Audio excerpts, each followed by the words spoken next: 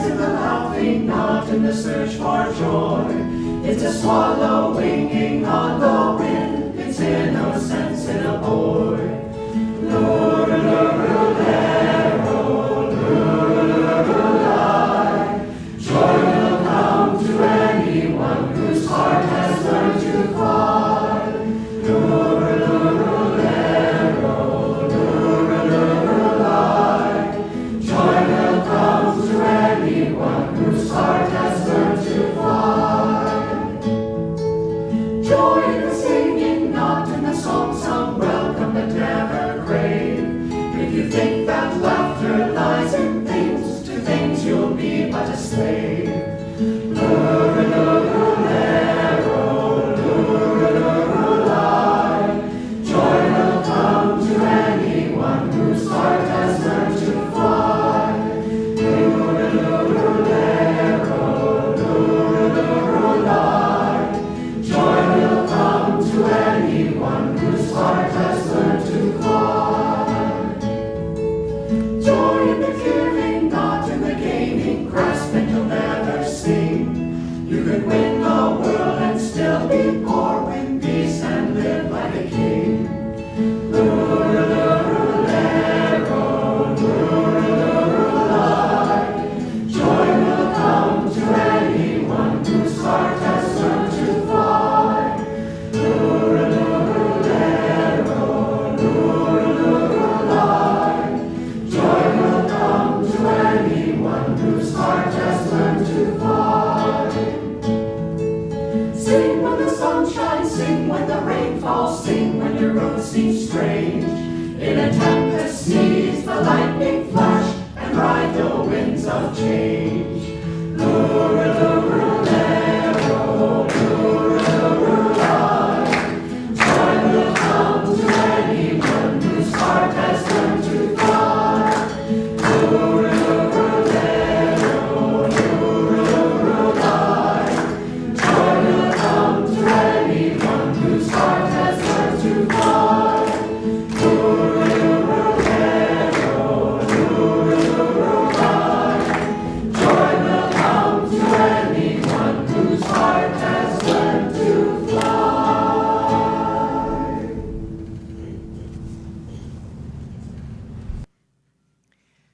This reading is from Rays of the One Light, Weekly Commentaries on the Bible and the Bhagavad Gita by Swami Kriyananda. The title of this week's reading is Does Satan Exist? Truth is one and eternal. Realize oneness with it in your deathless self within. The following commentary is based on the teachings of Paramahansa Yogananda. The Bible tells us in chapter 4 of the Gospel of St. Matthew, then, after baptism, was Jesus led up of the Spirit into the wilderness to be tempted of the devil. To most modern minds, this passage seems quaintly obsolete. Psychologists would say, have said in fact, that the temptation of Jesus, if it occurred at all, was purely psychological. They call it a projection of desires lurking in his own subconscious mind.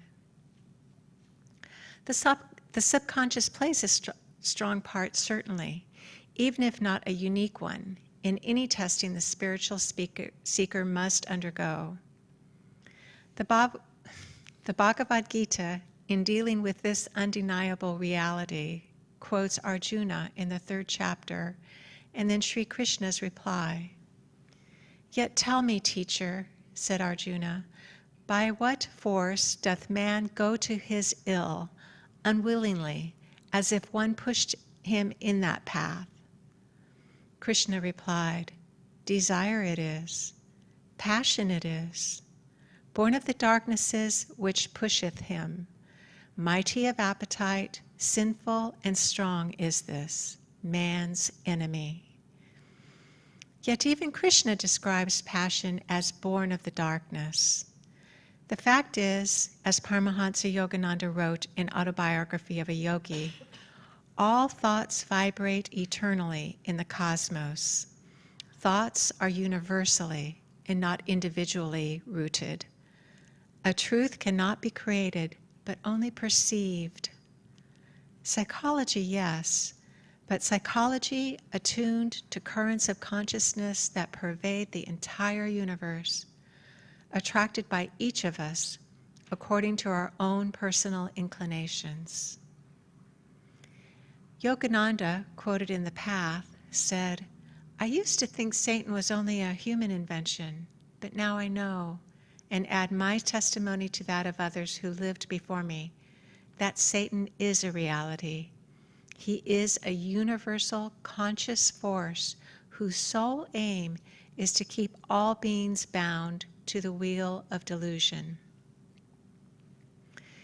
We should take pains, then, to attract uplifting currents of universal consciousness and to avoid attracting the negative, which, disease that it is, can infect our thoughts even while it leads us to believe that our thoughts are purely our own. Thus, through Holy Scripture, God has spoken to mankind. Om, Om, Om.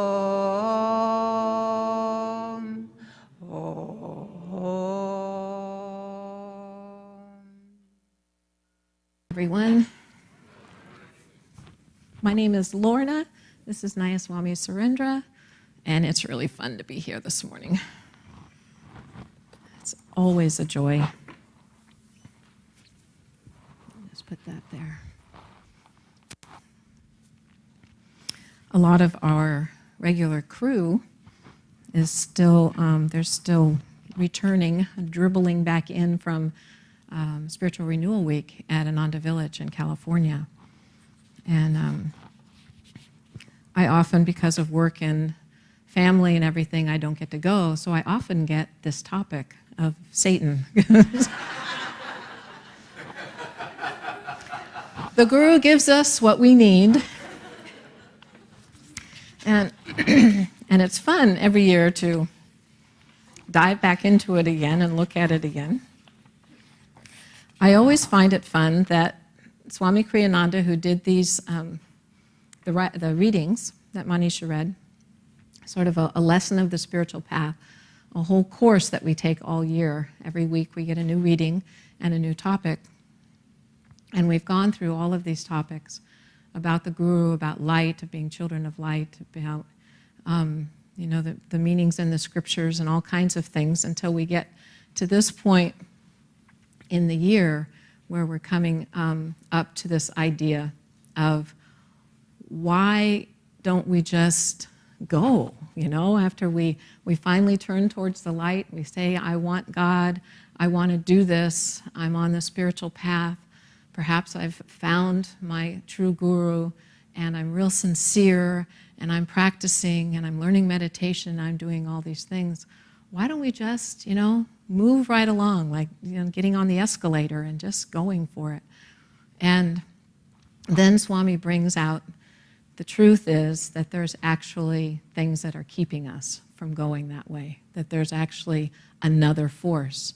God's loving force, God's loving pulling is there, drawing us back, but there's also this other force that's pushing us away.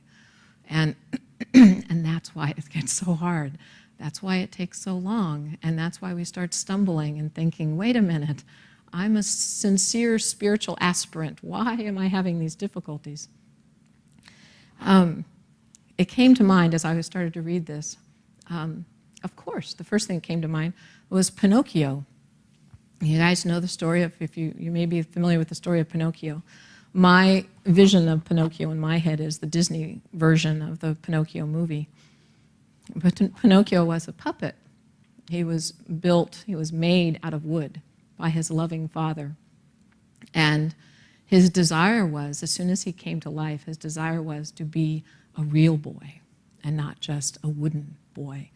He wanted to be real. And so the good fairy told him, and the fairy was blue, which is interesting. The good fairy told him that he could become a real boy, but he had to pass some tests. He had to learn, he had to grow, and he had to behave in a way that would earn him that realness that would come to him.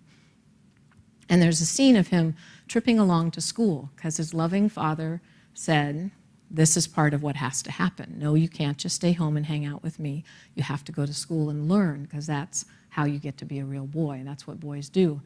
So he's off to school and he's thrilled to be learning and he's very happy with the whole idea of going to school and learning. And guess who steps into his path? The fox. The fox steps into his path and convinces him that going to school is really dumb. You know? Why would you want to do that? That's going to require hard work. That's what other people tell you you're supposed to do. And what you really want to do, I know, is just to go have fun with me. And he draws him off the path. And then he comes on all these adventures. And who shows up to help him get back on the path? Jiminy Cricket. Jiminy Cricket's the guru in this story. Imagine Jiminy Cricket, the guru. Jiminy Cricket shows up and tells him. Now, in the story, of course, and Disney calls him the conscience. When Pinocchio asks him who he is, he says, well, I'm your conscience. And he draws him back onto the path. And he eventually gets to be a real boy.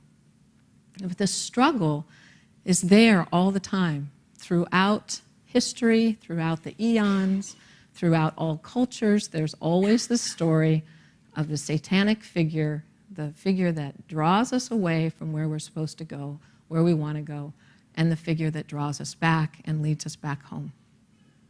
And when we get to be devotees, when we get to be on the spiritual path and we really are sincere about wanting to go towards that light, it becomes more personal. Instead of just this sort of big cosmic drama that's going on all of the time, it becomes about us and our path. How are we going to get to the light, and what is it that's going to hold us back? And that's the drama that Jesus lived out. He lived out that drama, and he got to where he was almost there, and very personally, the devil showed up and said, no, no, no, no, no, you don't want to go that way. When we're going to sing a song after I talk, and the song is from the Life of Christ, from the oratorio that Swami Kriyananda, who's the founder of Ananda and a direct disciple of Yogananda, he wrote this whole beautiful oratorio, all this music about the life of Christ. And there's a piece in there about the temptation, which was referred to in our reading. And listen to the song, listen to what Satan, the figure of Satan, has to offer. He's there trying to keep Jesus from moving all the way into the light.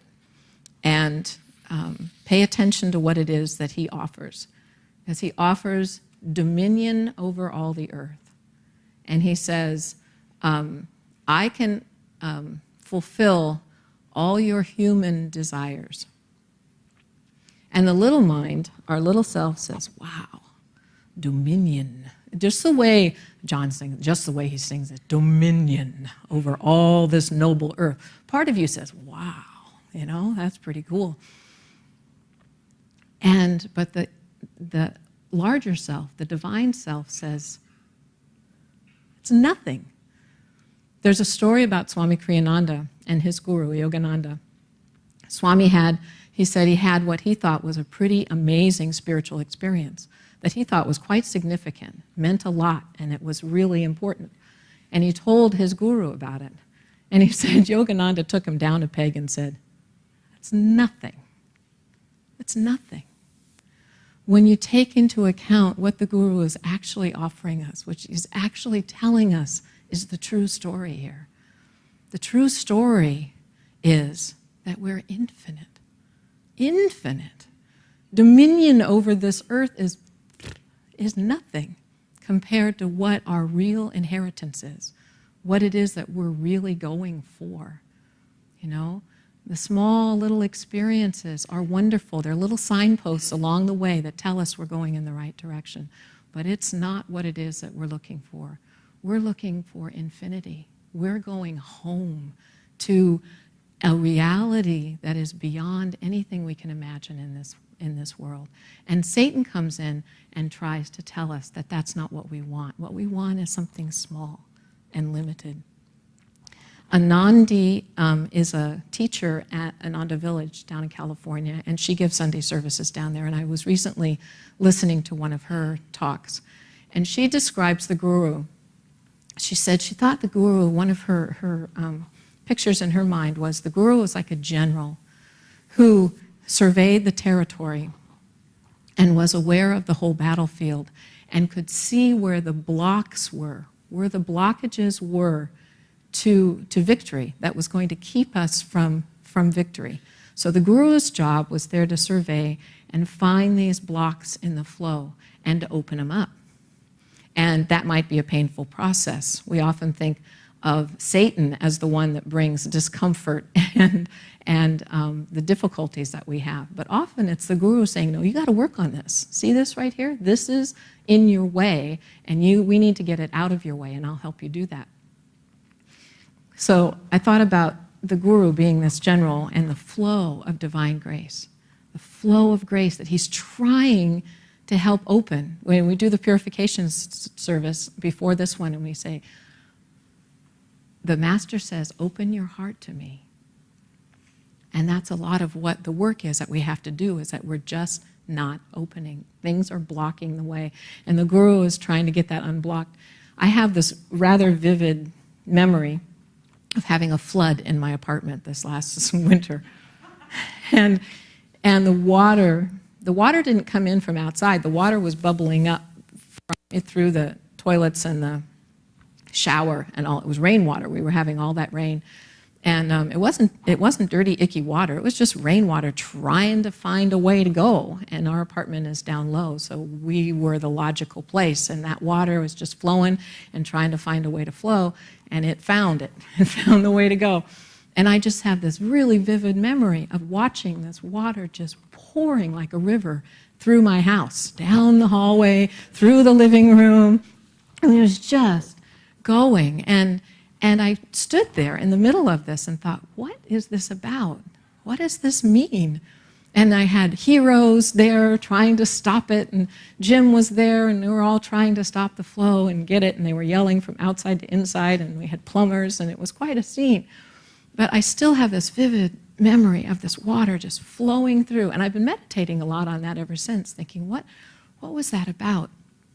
And so when Anandi was talking about the general who unblocks and tries to let things flow, I thought, oh, that's what Satan does. Satan looks and sees where that flow is happening, and he's the one trying to stop the flow. Satan is the one that says, no, divine light, divine flow, grace flowing through your lives. No. He's building dams and looking at the weak points and using those places in our lives that are blocked to his advantage to try to keep that from happening. Because when that flow gets strong enough and when we actually open our hearts all the way and let that flow all the way through, then Satan doesn't have a chance. It's just this power of grace that just comes through. There are symbols everywhere, and it's really fun when you get on the spiritual path to try to keep looking for the symbols that God gives us. Master says, Yogananda said, everything in creation is a symbol. And so it's fun to think about the flood in my apartment as a symbol for divine grace flowing through. But another one that happened to me recently is that I went to Mod Pizza. Anybody gone to Mod Pizza? It's a happening thing now. If you haven't been, you should go to Mod Pizza. What they do is they build, you get to build your little pizza and tell them what you want. And there's just one price. Everybody pays the same price. There's just one price for this pizza. It's not per topping or anything. It's everybody's paying the same price, and you just get to have your unique pizza combination with all these different things. And a few weeks ago, I was there at Mod Pizza, and really, this just comes into my brain. This is the way my brain works. I'm thinking about the symbolism of this, and I realize this is like, we all have this unique path to God. We all have our unique karma, just like our pizza. We have all our, some people have roasted red peppers, and some people don't. Some people have mushrooms and some people don't, and we all pay the same price. And what's the price that we pay? It's our ego. The price that we have to pay in order to get free of all that karma is just to let go of the ego. And it sounds so blissfully simple. Just let go of the ego, which is our attachment to this body and to the small reality. It's our thought that the small reality is all there is. This is what's going on. And the gurus come and say, no, no, no, no, no, no. There's something so much bigger. We were doing our book study group from one of the books of Yogananda's, and one of the meditations that he has in there is to meditate on, I am infinity. I am infinity.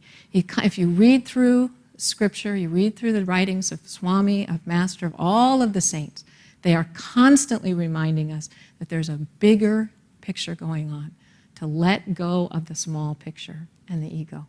But Satan is the voice that comes and says, no, no, no, no, no, no, no, no. You have your pizza for free. You don't have to pay. You can hold on to the ego and hold on to those and have fun and have everything that you want. And it's just as we get on this spiritual path, that gets to be the struggle.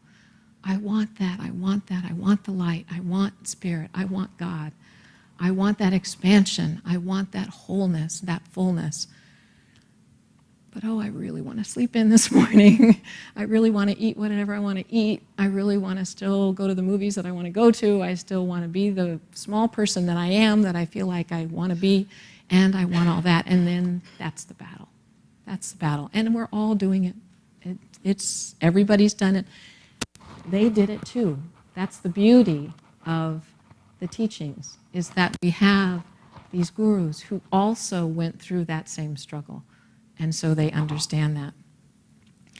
And it's interesting that Swami, in the reading that we read, boiled this down, this huge topic of Satan. There are all kinds of books written on this. You get theology, arguments about Satan, about the presence of evil, about what that means and how we deal with that. It's a huge, huge topic. And yet, Swami Kriyananda, in this reading, took all of that, boiled it down to a very simple statement at the end. And if you were paying attention, you remember what it was. But what he said was, all it comes down to is, what are we tuning into? There are these forces throughout the universe, energy flow, consciousness, that is not created by our little mind. We are tuning into different ideas and consciousness. Are we tuning into that which will take us towards the light, towards expansion, towards infinity, or are we tuning into those ideas and the smallness that actually makes us shrink and get small? And the pain that comes with life is very much due to the fact that we're trying to stay in this little, small identity, and our soul wants to expand. And Satan keeps saying, no, no, no, stay small. And that's where the pain comes from. So Swami boiled it all down to, what is it that we're tuning into? And that's why we come here. That's why you guys show up here on Sunday, because you have made the choice and said, I want to tune into something that takes me towards that light. I want to tune into something that's going to help me expand. I'm Pinocchio on the path, trying to go to school, and I'm not going to listen to the fox, at least not this time. I did maybe last time, but this time I'm not going to listen, and I'm going to try to move forward. And, and the other thing that's really important to remember is that there is no safe place from Satan. That satanic force that pulls us away is everywhere. And so we have to be alert and we have to be aware. That's why Swami put this in the book, in the lessons about the path. He could have just left that out and said, well, they'll find out soon enough. But he put it in there so that we are aware, so that we know this is a real battle.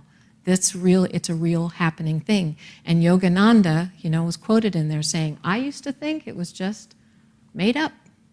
And now I will add my testimony to all of those who came before. This is a real thing. It's a conscious force trying to keep us back. And the yogic teachings say you are not safe from that force until you reach Nirvikalpa Samadhi, which is just a name for a level of consciousness that is absolutely in union with God, with that infinite spirit all the time. And it takes us a while to get there. But until we actually are there, there's still a danger that Satan will reel us back in. In the song that we'll sing, he says, just give back everything that you gave. Just give it all back. Get small again. And so it's always a temptation until we actually are there. So we need to be aware. Now, I would not be giving you a full sermon this morning if I didn't tell you about the spiritual teachings at Home Depot. I have friends in the congregation who say they are waiting for the book to come out, the spiritual teachings at Home Depot. Home Depot is where I spend most of my time, and believe me, Satan is at Home Depot as well. Everything's there. But one of the things that occurred to me this week as I was pondering these teachings, at Home Depot we place a lot of emphasis on safety, on physical safety, because the place is just perilous to be in. It is just, we were working in this huge warehouse with lots of big machinery, big heavy stuff, lots of equipment, and you're trying to run a retail store with people coming and going, and they allow dogs in and kids in. So you've got dogs running and you've got kids running around. And I just see these little teeny Chihuahua dogs come in, and I just think, oh, they're going to get squashed. Something's going to happen because they're just in this huge, huge space. So safety is a big thing. Keeping the associates, the workers safe, keeping the public safe, keeping everybody safe. So that constantly hearing about safety issues and doing safety training and everything. And so, and in the culture of Home Depot, they do a lot of acronyms and catchy phrases to try to make everybody remember and keep you going. So one of the things that Home Depot does regarding safety is they have the 3 things to remember for safety is that you warm up. So we do warm-ups in the morning when you actually open at the store.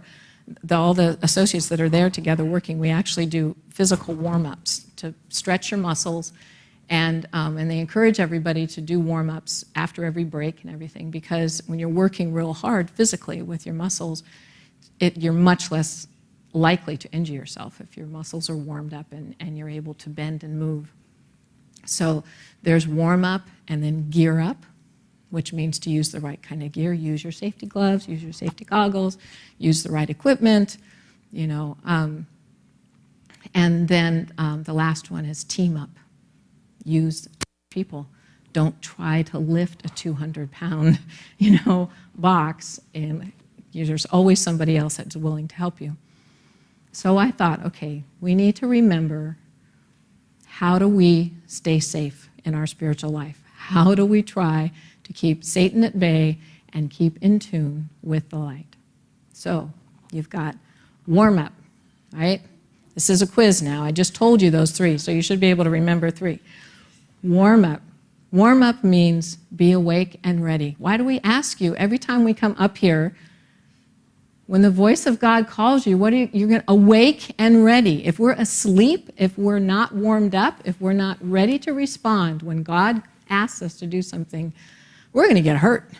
we're going to miss the boat entirely. We need to be warmed up. We need to be awake and ready. We need to be ready to do whatever God is asking us to do, and we need to be listening to that voice of light, that voice of the divine, and not listening to the voice of Satan and that other small voice that says, stay small. So we need to be warmed up, and we need to gear up. Gear up means do everything that you can to use the techniques and the tools that we've been giving, which is huge. It's a really long list. People come to this path, they come to Ananda, and almost everybody after they start reading the books and looking and hearing what we're talking about, they say, oh my gosh, am I supposed to do all of that? There's no way I'll have a life if I have to, meditate this way, and I have to energize, and I have to do this, and I'm supposed to use affirmations, and I'm supposed to sing, and I'm supposed to join the choir, and I'm supposed to read all the books, and I'm supposed to come to the kirtans, and I'm supposed to come to this and that, and do the meditations. And now we have a 3-hour meditation, and then we have, Kriya meditations. Then we have Seva days, and then we have, the list just goes on and on and on, and people say, oh my gosh, you ask a lot. We don't ask you to do all of that. That's just like Home Depot over there with 8 billion products on the shelves that you can do your projects with. That's just the list that the masters give us that say, gear up for this battle. Use the tools that we have given you. Use the tools that we have found. We've gone through this whole thing. We did this, and we got to where we won. So listen to what works. It helps to go to kirtans and chant. It really helps to come to purification on Sundays and try to let go of the stuff that we are clinging to. It really helps to come to Sunday service. It can help if you use affirmations. It can help if you, go to Seva days and forget about yourself for a little while and focus on somebody else. These are all tools that we have. We need to gear up and use them in the battle that we're in. If we don't, then we're just going to get flattened. And it'll just happen enough. It's like the little bird in our Festival of Light that we'll do here in a minute. The little bird keeps trying, and it says eventually, after losing everything he had, eventually the little bird catches on. So we just, it'll just keep happening until we finally catch on and say, oh, that actually helps. That will take me in the right direction that I want to go. And team up. That's the third one. Team up. Use each other. Satsang. We have the word satsang, which means fellowship with truth, fellowship with other truth seekers. Do it with other people as much as possible. Go online to ananda.org and be part of the online community. Come to kirtans, come to places where there's other people there, and you are here and you say, oh, I don't have to do this alone. I don't have to. Nobody's asking me to. Nobody is expecting you to. It's all about trying to do it together. That's the community part. On our sign out there, it says community. It says meditation, yoga, community. That's community. That's coming together doing this. And teaming up also means being in tune with the Guru. That's your other teammate. That's the coach. That's the one who's going to get you there. Everybody else can go away. Ananda can go away. Everything else, the world can explode. Everything else can go away. But the Guru is always there. You always have somebody else that is there with you, with the Guru, with the Master. Never, ever will the Master leave you. That's his job. He signed up for it. This is his job, to make sure we get all the way home. And like Pinocchio, can say, we're real. We're real. There's the song that we sang at the very beginning, The Secret of Laughter. That's another part of teaming up and using the gear and staying safe from those satanic forces. It says, the secret of laughter lies in the laughing, not in the search for joy. It's not out there. The secret of the laughter and of the joy and of being in tune is doing it, is actually being that, making that decision from day to day. I will be joyful. I will be in tune with the Guru. I will be in that light. I will choose to be with my fellow disciples and devotees. I will do that, to be that, and not worry about trying to find it somewhere. Just be that. I'm going to read to you from Whispers. These are the words of Yogananda. Prayer demands, poems, beautiful, beautiful words. This is number 153. Teach me that my senses contact nothing but God. Good, God, good. Bless me, that I may behold nothing but that which is good. Teach me, that I may touch only purity. Train me, that I may listen to thy voice alone in all good speech and in the beauty of all lovely melodies. Direct me to breathe only the perfume of pure scents from the flowers of spirit. Invite me to indulge only in wholesome taste of soul-nourishing food. Teach me to absorb only that which reminds me of thee. If we do that, Satan doesn't have a chance. We have another song for you.